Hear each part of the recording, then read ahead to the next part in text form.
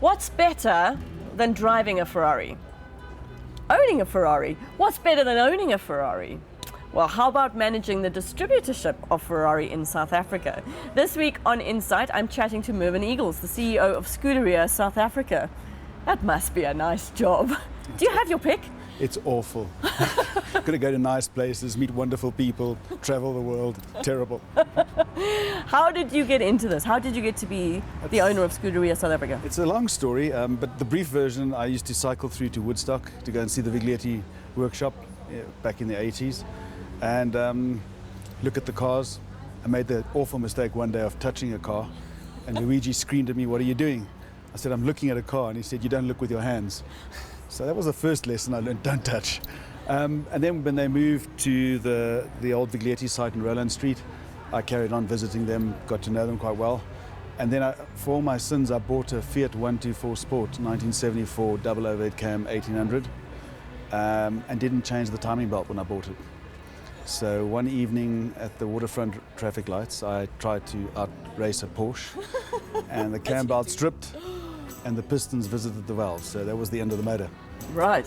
And then being the poor student that I was, I think I paid 1,500 rand for the car. It was a complete rust bucket. I had to rebuild the engine on my own, and I tried to rebuild it. It wasn't very successful. So eventually the Viglietti said, tow the car, and I parked it in their parking lot, worked on there for a few days. The southeaster came up, there was dust everywhere. They said, bring the bloody thing in. Can't really say that. Anyway, they brought the thing in, we put it on a lift, and I rebuilt the motor with their help. And at the end of it all, they just wanted a bottle of wine. Really? Yeah. Okay, and then from there you had quite close ties with the family. Yeah, obviously over the years I got to know them well, and then having an Italian sports car helped. And then I finished my degree, and I got very close to them. Then I helped them with a lot of legal work. I was practicing an attorney, and then as an advocate I bought my first Ferrari, a 308 glass fiber, which regrettably I sold. And from there it just became a love affair that I couldn't stop. And eventually they asked me to join the board, and I acquired a small shareholding. Yep.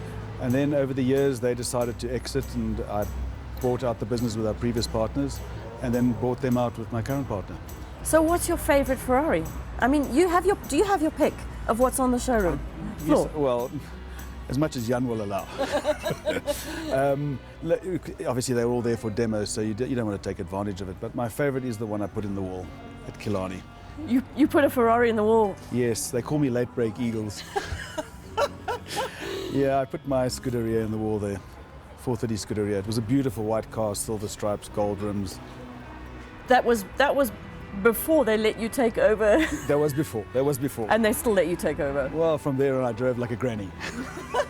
And since then I've done all the driving courses, which helps quite a bit. Well, I was going to say, you must have lots of driving courses under your belt. Every new client that buys a car, do yourself a favor, go to Maranello, drive the cars with a top-class instructor. It's not your car. They encourage you to drive it hard, and you really learn where the outer limits of the car. And that gives you that comfort, and the experience gives you the comfort to drive on a track and not to feel that you're out of control. Now, your customers must be able to afford to just fly over to Maranello for a driving course. Do they all buy cash? It's hard to say, but look, I think most guys have been in the game for quite a while, so they either trading in a car, or some of them are very fortunate to keep every car that they buy. I sold my first one, as I said, and it's been a regret all my life. Yeah. I would love to keep the first one. Owning the business and not having your first Ferrari doesn't seem right. I know the gentleman who has it, but he's quite difficult on the price. Right, you've tried. I've tried. You've tried. Okay, so we are sitting in the brand new Portofino, which is the replacement for the California T. California T. So what's different about this vehicle? It's a complete new car, re-engineered from the ground up. Incredible performance. I mean, the looks are stunning.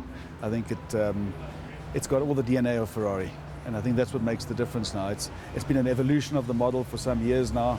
And I think this is the epitome of what it could have been. I was reading somewhere that this is a 1/10 of a second faster than the Cali T. When you get to a certain point, how do you improve? Look, it's always difficult to get more performance out of an engine, more rigidity out of the chassis, but Ferrari do that. And I think when you drive the car, the 1/10 of a second is the least of it. It's the way it handles, it's the performance, it's the entire package put together. It's everything Ferrari now, and I think that's what makes this car so exciting. You said in the press conference that it's the leader in its segment. I didn't even know there was a segment for Ferrari. Like, it just sounded funny. Do you know what I mean? It's something we hear in the lower. The competition, obviously, the V8 Grand Tourers, and I think this really is at the top of its class. How many of these would you be looking to sell in South Africa? As many as we can. Of course. No, look, with Ferrari, it's always the supply is never going to meet demand. Really? Yeah, and we've got so many orders, and it's a wonderful position to be in, but you've got to manage that as well. It has its own problems. But I think this car is going to outsell the California range. How many Californias have you sold? Quite a few. You can't tell me. Cannot tell you. Even though we're in karaoke carpool. No, we're not really supposed to discuss numbers, but it's been a number of cars. There's been quite a lot of Californias, and they're still out there. They're still holding their value. People are still enjoying them, and they're magnificent cars. When you say holding their value, you have quite a healthy pre-owned. Absolutely. At this showroom here. Is it in Cape Town as well? Absolutely. All our showrooms, we drive the pre-owned sales. We're trying to match new and used. So it's a target that we have to reach as well. So we push. Okay. And also it's about supporting your own brand. Yeah. The fact is that we do buy our cars back from our customers if they want to trade in. And we support the brand. We support the pre-owned market. Do they come in and they trade up? I mean, they don't trade it in for another brand, or? Some people do, but I'd say that the vast majority come back. You look at the California T, you look at the Portofino, why wouldn't you want to trade up? Would you say that there's quite a lot of Ferrari owners who have more than one? Absolutely. Most of them? Yeah. I mean, I've got some clients who've got 16, 20 cars. Where do they keep them? In the garage. Very discreet. Yeah, there's some amazing collections in South Africa. The heritage of Ferrari runs really deep here. And Ferrari themselves have said on visits, they can't believe the amount of knowledge that South African customers have about the cars. Really? Yeah, you're going to know your oats. So don't ask me any probing questions, please. What's the profile of the South African buyer? Is there like it's predominantly male, or younger, older? It's predominantly male, probably around about 50, entrepreneurs, businessmen, and people who are just passionate about the brand. That's the one thing I think it defines it, is that whoever buys these cars really is passionate about it. I know it's easy to just talk about passion, but when you kind of walk through the halls of Maranello and you get goosebumps, and every time I go back there I think, oh, another trip, and then you arrive there and you just see this incredible enthusiasm of the people working in the factory. You just can't help it to be re-energized. You spoke about your accident. Yeah. How many of your owners crashed their car? Like, you have a great servicing centre here. How often do you get to accident damaged vehicles in? Not a lot. I mean, obviously you don't want to damage your car because of the intrinsic value in it. And if you have had an accident, it goes to Scuderia, our official panel shop. And Ivo is our man in charge there, and he does an incredible job. So he fixed my car up brilliantly. It was like new. And that's what we do. There's an intrinsic value in Ferraris, and we back it from the beginning to the end. Your top 5 Ferraris. If you had 5, well, you probably do have 5 parked in your garage, but if you had 5 dream ones parked in your garage. It'd be a 250 GTO at the top. I really like the GTC4. I've always been a lover of the 4-seater. My Scuderia, for sure. 488 Pista. Portofino. I love That's this 5. car. Yeah, That's 5. That's it. I love this car. Okay. I do enjoy the modern cars more, but Why? I think it's the ease of driving. Yeah. You got the Monotino setting, so you can play with it and you can put it into a mode that you feel comfortable with.